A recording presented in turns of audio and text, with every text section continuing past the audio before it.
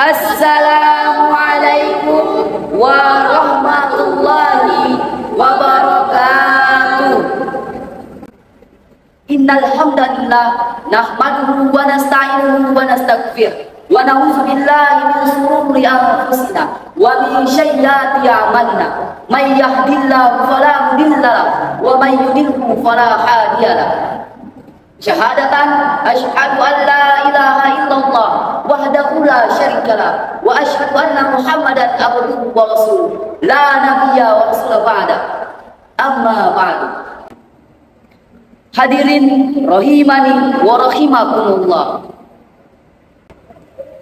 Dalam Islam, pemuda memiliki keutamaan tersendiri sebagaimana dalam sabda Rasulullah sallallahu alaihi wasallam.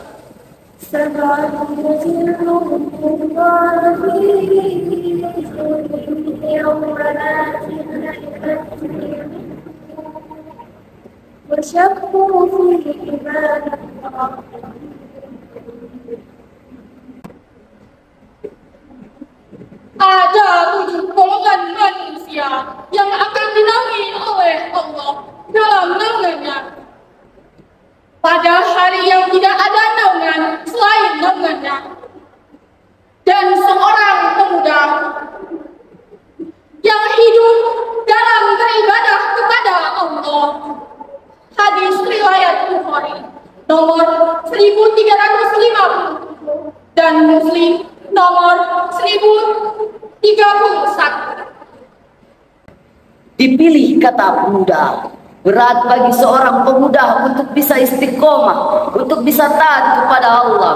Mengapa? Dikarenakan banyak pemuda yang mengikuti hawa nafsunya. Zaman dahulu saja sulit, apalagi zaman sekarang. Zaman modern, zaman yang dimana maksiat mudah diakses, mudah dilakukan. Bahkan perbuatan dosa dianggap remeh. Zaman dahulu ketika seseorang ingin melakukan perbuatan dosa itu secara sembunyi-sembunyi. Namun zaman sekarang justru lebih parah. Selama gadget masih berada di tangan mereka, mereka masih bisa melakukan perbuatan dosa. Contohnya seperti memamerkan aurat, menyebarkan berita tidak benar, bahkan menceritakan keburukan orang lain atau menggibah. Lalu bagaimanakah solusi dari persoalan tersebut? Sebagai jawabannya, kita harus menjadi pemuda yang tumbuh dalam ketaatan kepada Allah. Sebagaimana hadis yang dibacakan pertama tentang 7 golongan manusia yang akan dinaungi oleh Allah Subhanahu wa taala di hari yang tidak ada naungan sama sekali kecuali naungannya. Yaitu salah satunya adalah seorang pemuda yang tumbuh dalam ketaatan beribadah kepada Allah. Siapakah pemuda yang dimaksud dalam hadis tersebut? Yaitu seseorang yang pada masa mudanya ia bertakwa kepada Allah. Ia rela meninggalkan kenikmatan-kenikmatan yang biasanya wajar bagi seorang pemuda yang suka berhura-hura, berfoya-foya sebagaimana pemuda lainnya. Dan ia rela meninggalkan itu semua hanya untuk bertakwa kepada Allah Subhanahu wa taala. Banyak hal yang dapat ia lakukan, tetapi ia tinggalkan.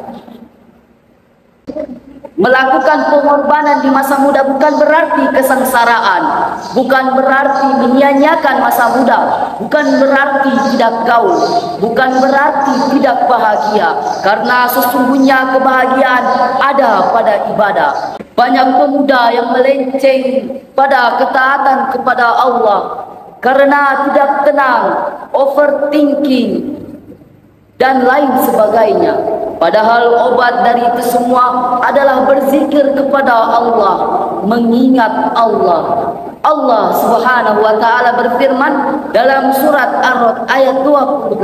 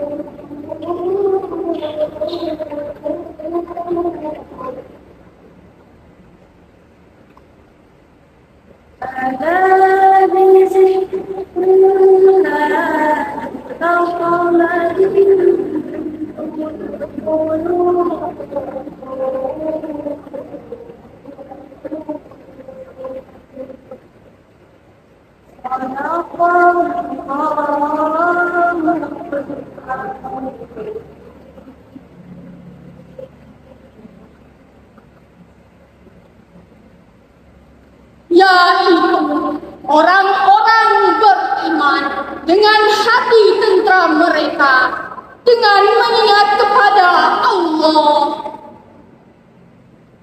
Ingatlah, dengan mengingat kepada Allah, hati menjadi lebih tentram. Maha benar Allah dengan segala firman-Nya. Quran Surah Ar-Ra'd ayat 28. Allah Subhanahu wa Ta'ala tidak mengatakan dengan kelap malam hati menjadi tentram, dengan balap liar hati menjadi tentram, dengan menegak wine atau whisky hati menjadi tenang, dengan nongkrong-nongkrong hati menjadi tenang.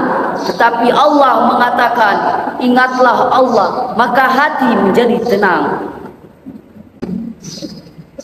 Melakukan pengorbanan di masa muda bukan berarti keterpurukan, melainkan kebahagiaan.